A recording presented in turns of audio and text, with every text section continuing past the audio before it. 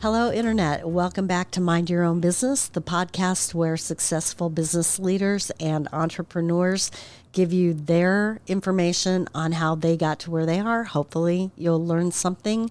I want to start this out by saying I have a little bit of a cold, so I've got this great deep voice going on, not normally me.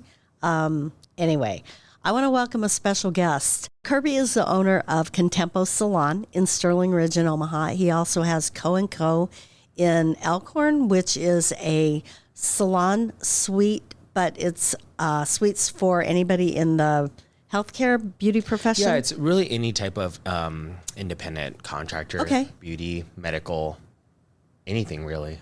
Okay. And I do not want to forget to mention that Kirby is not only a master stylist, but a business genius based on what you're going to learn today. It's pretty exciting, I feel like. So, Kirby, why don't you tell us a little bit about yourself? So, I grew up in Grand Island, Nebraska. My parents immigrated here from Laos in the 80s, and so that makes me a first generation American. In Grand Island, born and raised. I remember my younger years, I would always come up here to Bellevue where my aunt owned a salon. Okay. And so all the time we would come visit on the weekends and just basically watch my aunt do hair and run her business. So ever since I was growing up, I was always around the beauty industry, which kind of led me to where I am today. But I went to high school in Bellevue. I was a cheerleader out there.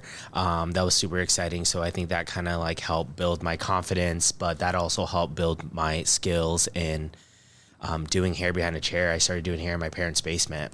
Cool. Which was fun. I was definitely, it was a full-blown salon. Like it just, people would come in and out. Neighbors would come in and out that basement door, knock on it. And it was a really good time though. I bet. So did you go to college or did you go to a salon or hairstylist school? So originally I wanted to go to school for business, Okay. which in hindsight, I'm so glad I didn't. I went straight to beauty school. I went to Capital Beauty School, Okay. right up the street here, actually. Sure. Forever grateful for them. And I went to school there for about 14 months at the time.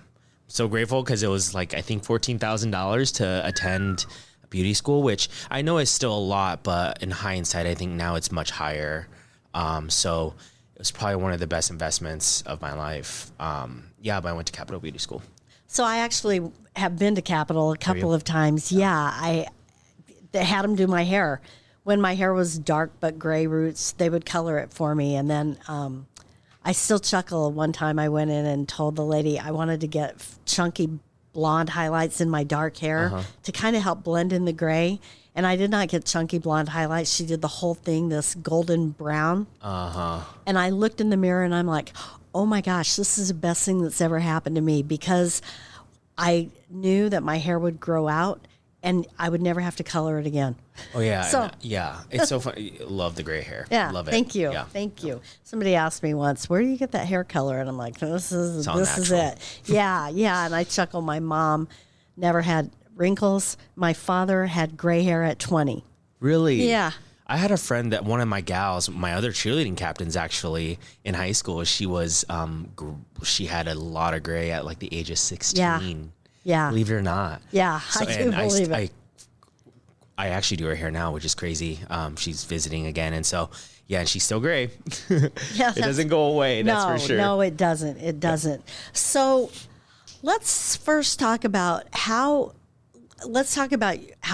what you did after college, because what I want to do is move into how you got into owning your own salon. So you finished Capital, and then what did you do? So I went straight to working for my aunt. I felt like I owed her a lot because, she taught me so much growing up, and I was a receptionist for her and everything. So I went commission with her. Okay. So commission is basically where the artist and the owner take portions of the artist's income. Okay. And so I worked for her basically. And after, I don't even remember, maybe 6 months or so, I just had that, even at that point, I had already established a clientele. Okay. Mainly because I did hair in my parents' basement. And then I kind of knew, a lot of friends and stuff from high school, I just was like, I think I can do more. So I decided to go booth rental with her. Okay. And that was just fine. And then after a couple of months after that, I decided to go into a suite in Exarban.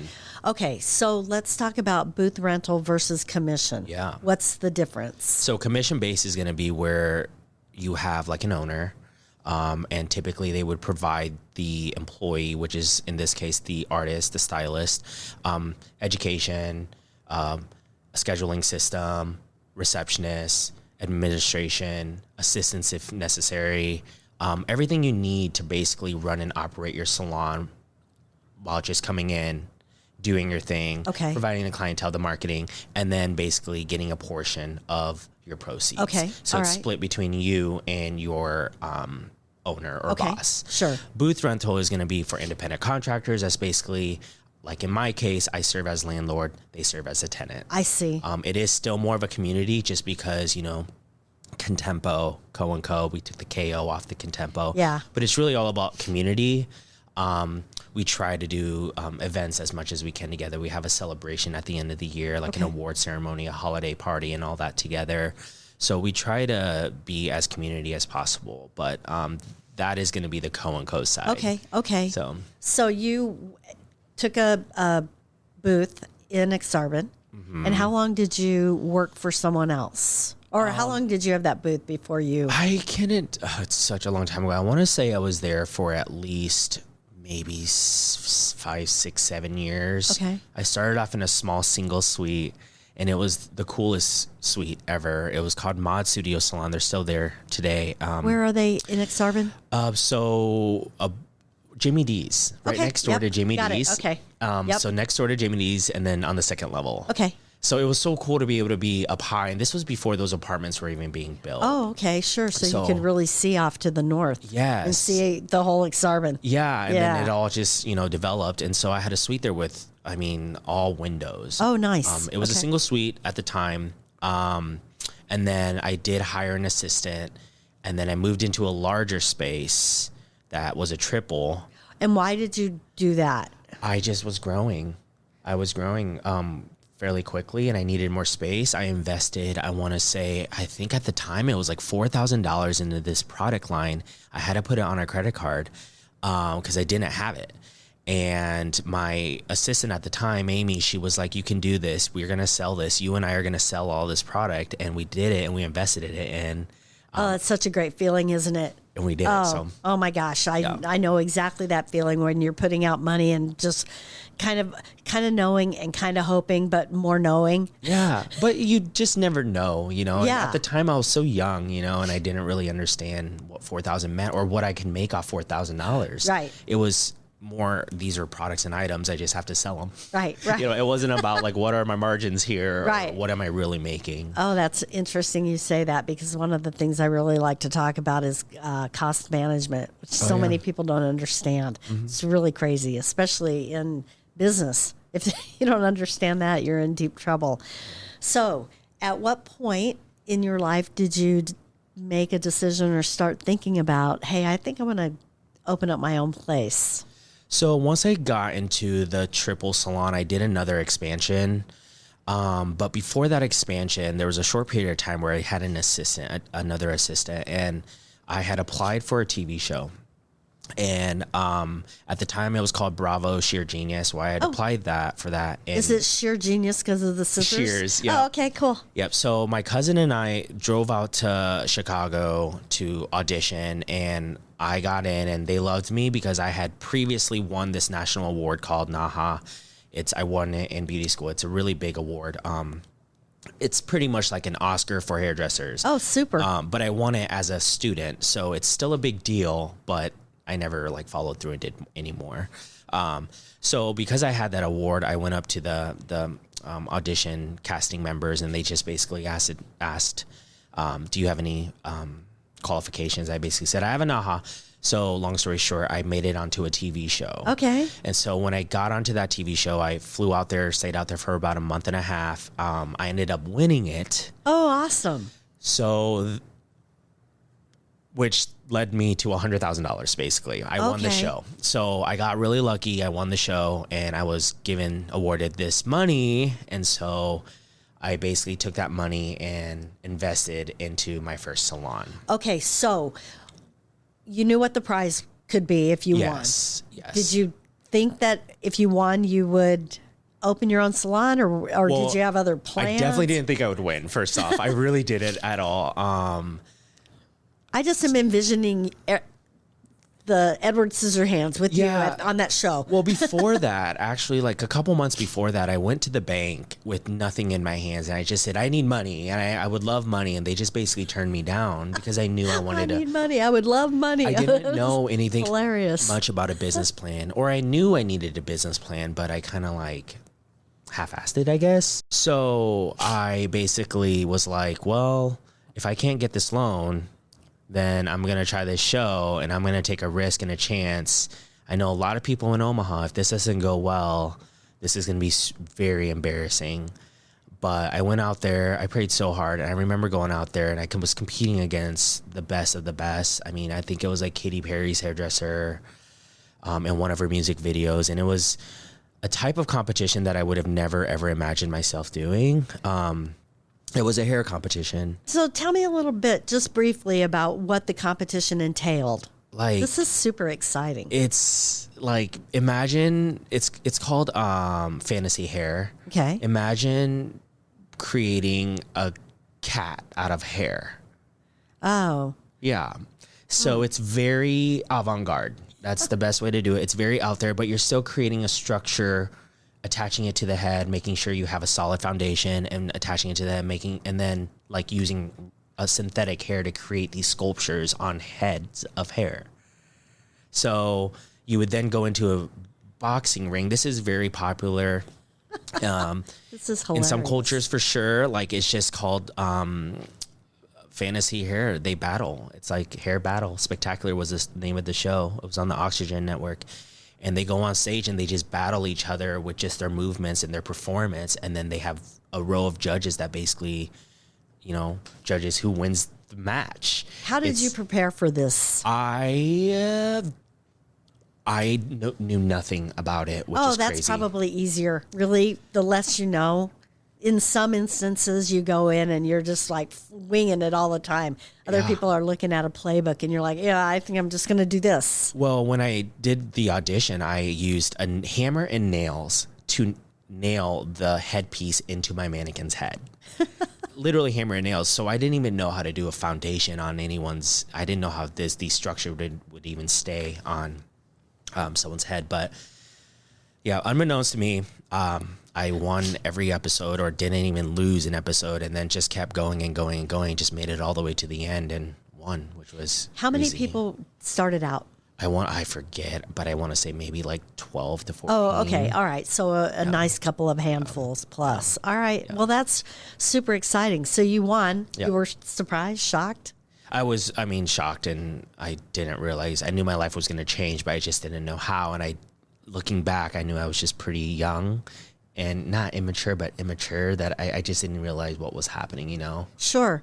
So you won, you get this $100,000, and you think, okay, what? I'm going to open up my own salon now? Yeah, so there were some salons available in Omaha. I bought one, and obviously I had to pay some of that money into tax.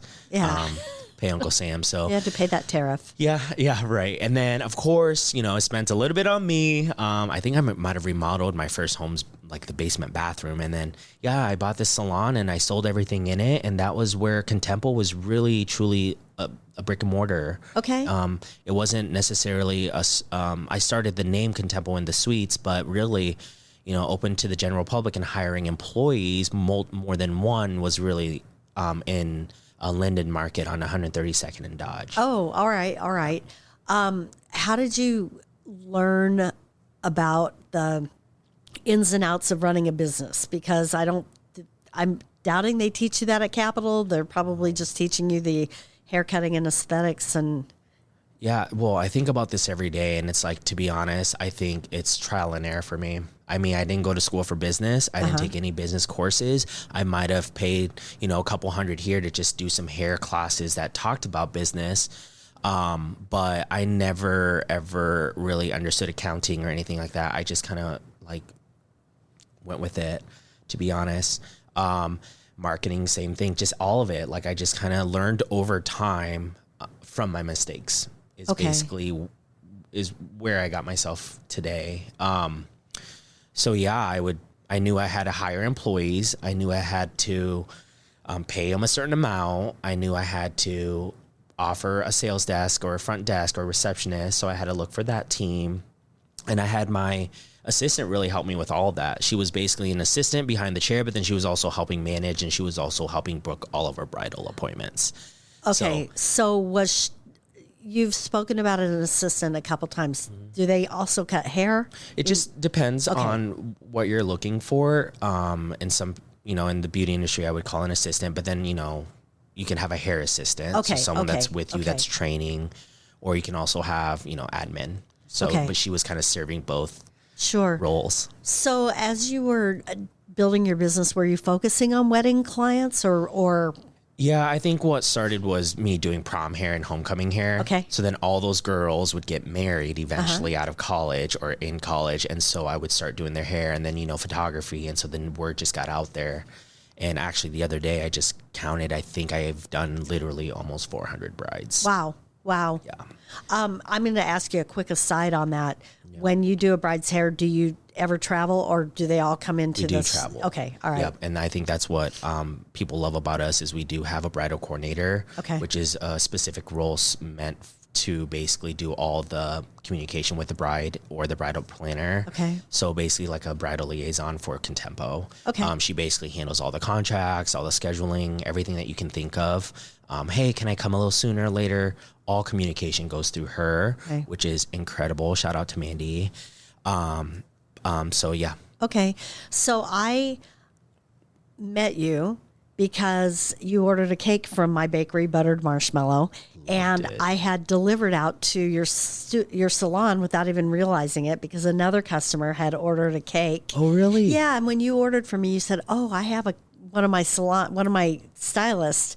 Oh, yes. Yeah. I remember that. You're so right. Yeah. So I remember walking in and just thinking, wow, this is really, it's impressive. I want to tell you it's impressive. Thank you. And then as I was doing some research for this podcast, I just went online and read every single thing on your website. And the website is fantastic too. Thank you. It's just, it's so important. Marketing is so important.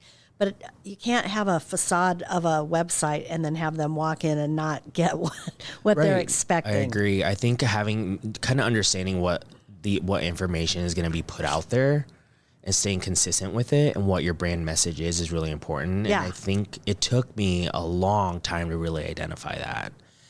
For a while, I was like, I don't even know what our identity is. And there's still even days today where I'll even message our web guy and say, can you delete that word? Yep. I know how that goes. A word, because it just didn't speak to me. Yep. So it evolves. Yeah. So how many stylists work in Kontempo? Kontempo, the commission-based salon, I want to say there's 11 or 12, I believe. But collectively, including admin and everything and everyone, we're at like maybe 18. That's a big business. I think so. Oh, yeah. I think so, yeah. Yeah, it is. I mean, there's certainly, it's still a small micro business, and it feels like a big business. So, you how long have you had Kontempo? So Kontempo started at my parents' studio.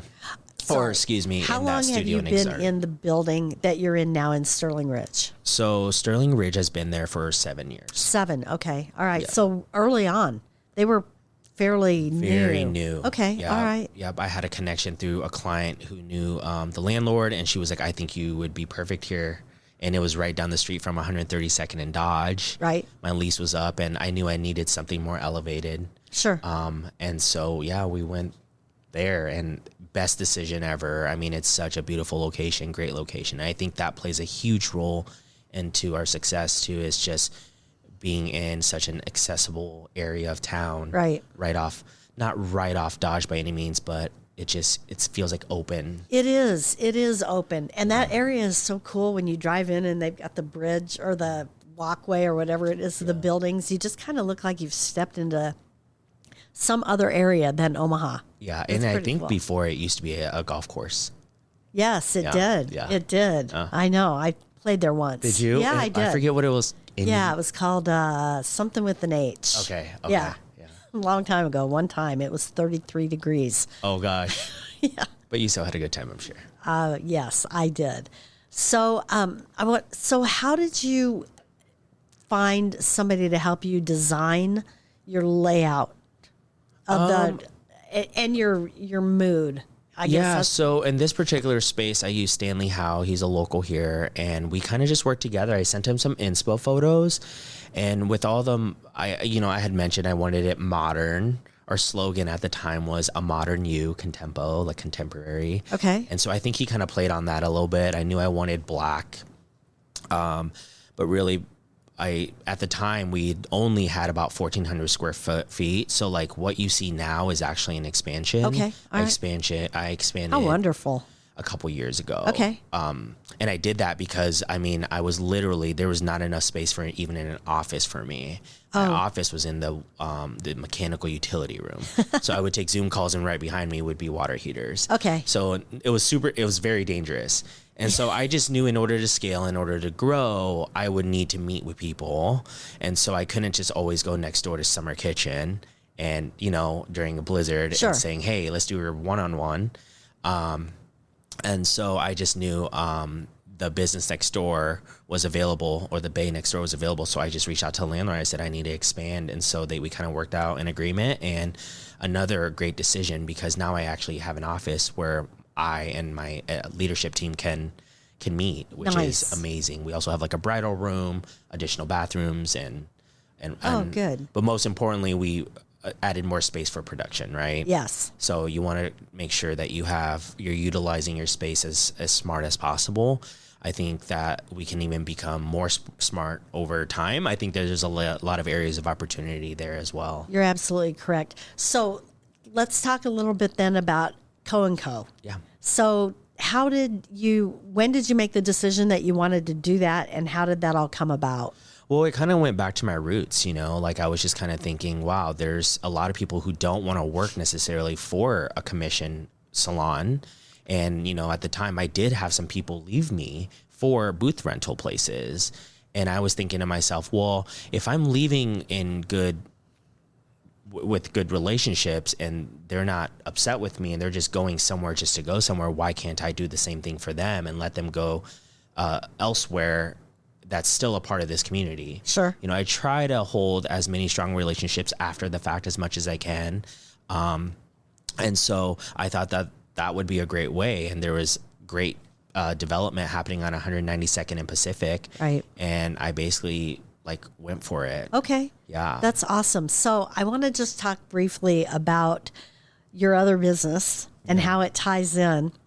So you have the coffee shop. So tell us a little bit about the coffee shop and how that all came about. Oh my gosh. And the name of it is?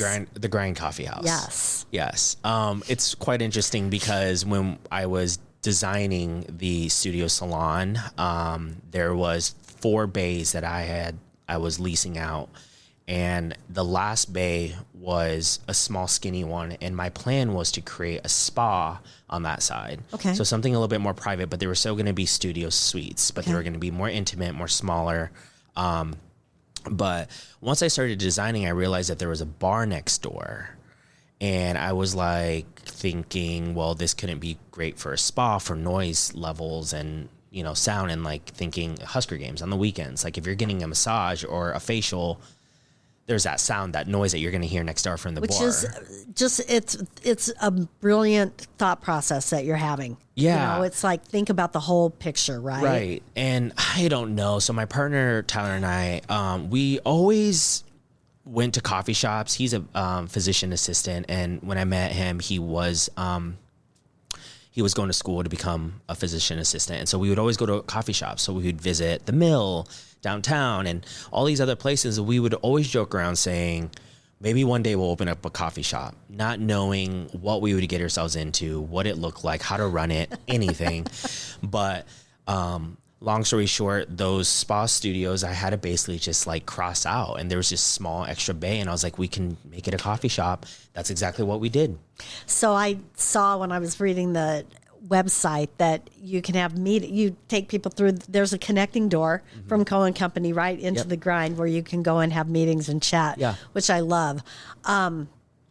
You've really given some great information, and I just want to give you another shout out, because when I delivered, you ordered a cake for me, which was the coolest cake ever. It was a 2-tiered black the best cake I've ever had. I'm just letting you know. I know I sent you a text message the next morning. Best cake. I love cake. And it was the best. Well, it was so much fun because it was that German chocolate cake, and then you had me ice it in black. So I never, ever ice my cakes. I always say it's the only cake I make that's not fancy. It's just like my mom made. And then I had those black pearls on it. And I have to deliver this 2-tier cake I have to walk down these stairs in your house. And I'm all nervous. And you're having this big party. I think probably the end of the year party that you talked about for your... No, it's actually Tyler's celebration. It was a birthday party. That's right. It was a birthday party. And you gave me that espresso martini that I cannot stop thinking about. Oh my gosh, that was so good.